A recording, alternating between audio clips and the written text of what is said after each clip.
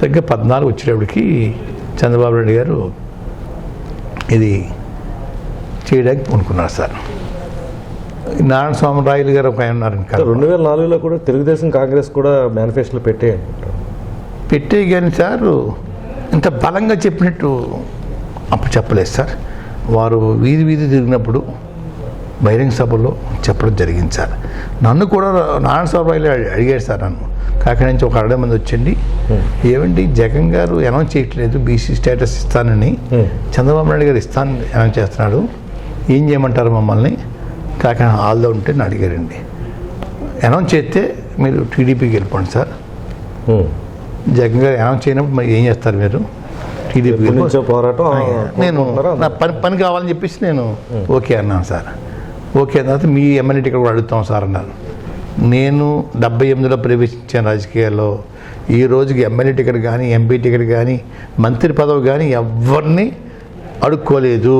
మీరు అప్లై చేయాలి. ఏ పార్టీలోకి కూడా నా అంతా నేను వెళ్ళలేదు. రాయలు గారు నా గురించి ఏం వద్దు ఆయన అడిగాడు. నేను రాయలు గారు వద్దు సార్, మీ వరకు కులం కోసం చేస్తున్నారు చెయ్యండి, కానీ చేస్తూ మాకు 10 ఎమ్మెల్యే టికెట్లు కావాలా, ఓ 20 మంత్రులు కావాలా అడగండి సమ్మా, దీనికే స్టిక్ ఆన్ అవ్వండి.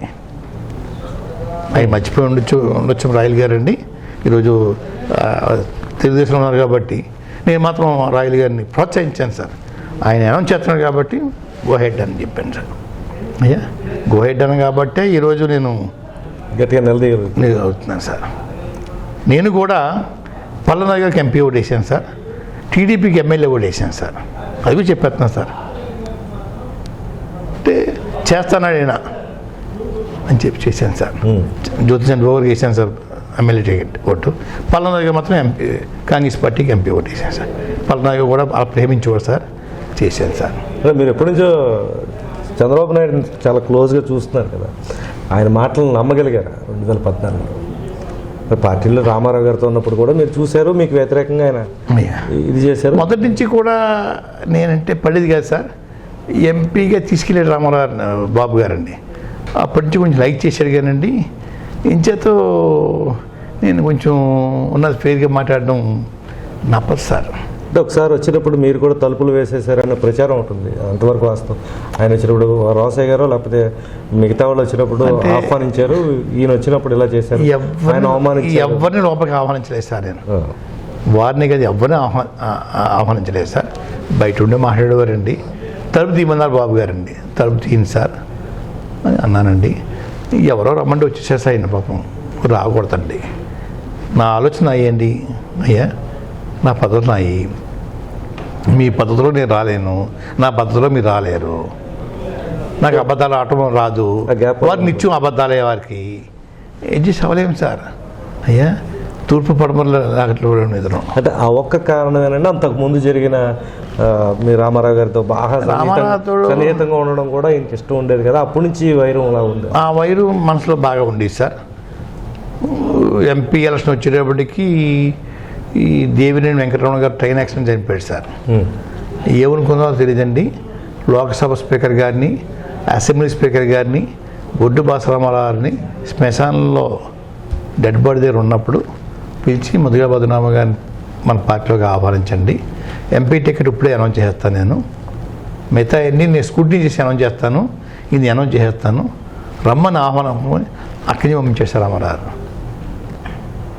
ఈ ముగ్గురు పెద్దలని లోక్సభ స్పీకర్ గారండి, అసెంబ్లీ స్పీకర్ గారండి, బొడ్డు బాసరామారావు గారిని దేవినేని నెహ్రూ గారి బాడీ దగ్గర ఉండండి శ్మశానంలో.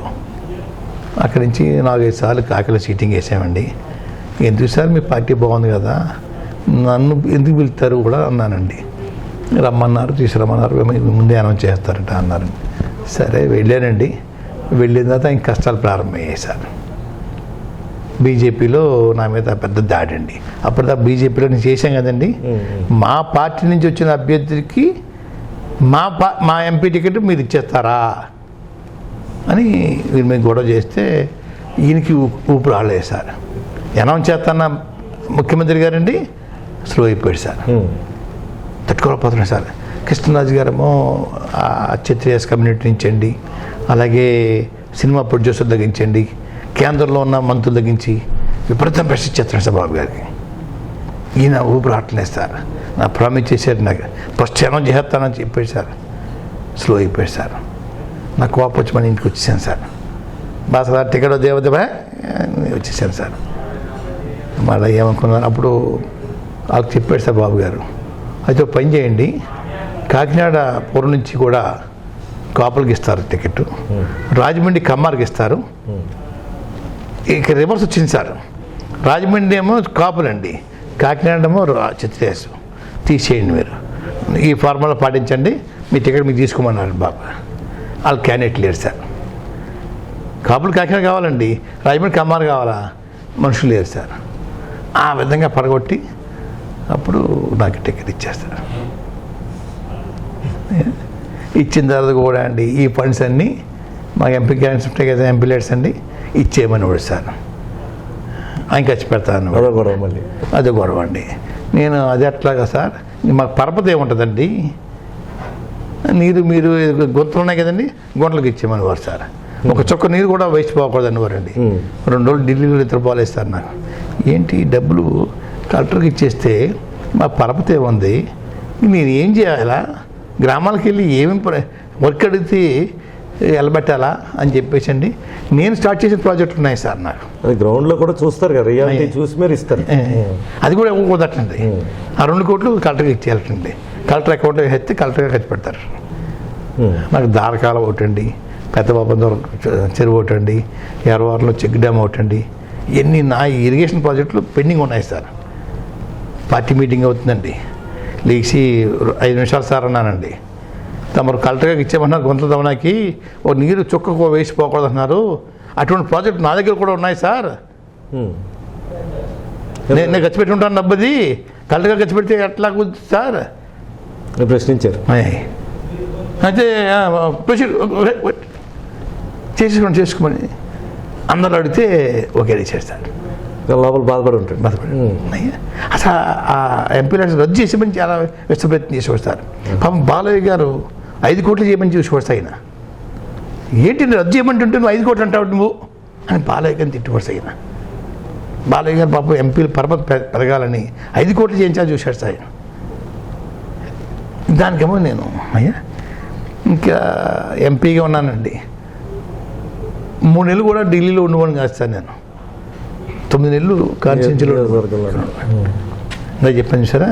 అలాగే అయ్యా ఎప్పుడు ఏ దేశం వెళ్ళేసాను నేను. ఏదైనా దేశం పార్లమెంటరీ కమిటీ వెళ్తుందంటే ఫస్ట్ పేరు బాలయ్య గారు నా పేరు రాసిపడు సార్.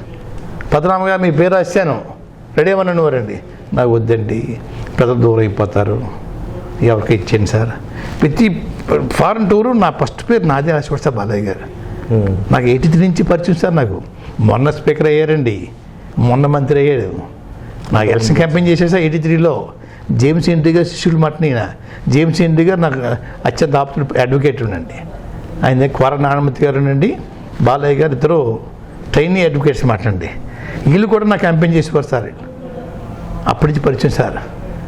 అదే ప్రేమను బాలయ్య గారు. ఫారెన్ టూర్ వచ్చి నా పేరు ముందు రాసేవాడు సార్. ఆయన ఎప్పుడు ఏ దేశం వెళ్ళేసా నేను, ఏ దేశాలు ఇంక జనం దూరం అవుతారు. సో అలా ఆ నేపథ్యంలోనే 2014లో హామీ ఇవ్వడం, ఆ తర్వాత హామీని నెరవేర్చాలని చెప్పి మీరు పోరాటం సంకల్పించడం, తర్వాత నిరాహార దీక్షలు చేయడం, దాని మీద ప్రభుత్వం నిర్బంధం, అత్యంత దారుణంగా వ్యవహరించడం, ఈ పరిణామాలు ఏ విధంగా అర్థం చేసుకుంటారు? కక్ష సాధింపు చేసేదని నేను భావించాను సార్. రాజకీయ నాయకుడు ఒక ముఖ్యమంత్రి హోదాలో చేయవలసిన పనులు కాదు సార్. ఈయన చాలా సీనియర్ మోస్ట్ ముఖ్యమంత్రి అండి. రాజకీయాల్లో అపార అనుభవం ఉన్న వ్యక్తి. డీప్గా ఒక కుటుంబం మీద కష్ట సాధింపు అనుకున్నాం తప్ప రాజకీయంగా చేసిన పని కాదండి. వారు వారి కుమారుడు చాలా తీవ్రంగా దాన్ని అంచాలి, అవమానించాలి. అవమానిస్తే రోడ్డు మీద రాకుండా పోవాలి. నేను రోడ్డు మీద రాకూడదు సార్. ఆత్మాభిమానం ఉన్న వ్యక్తి కాబట్టి ఆ విధంగా చేయాలన్న టార్గెట్ అండి.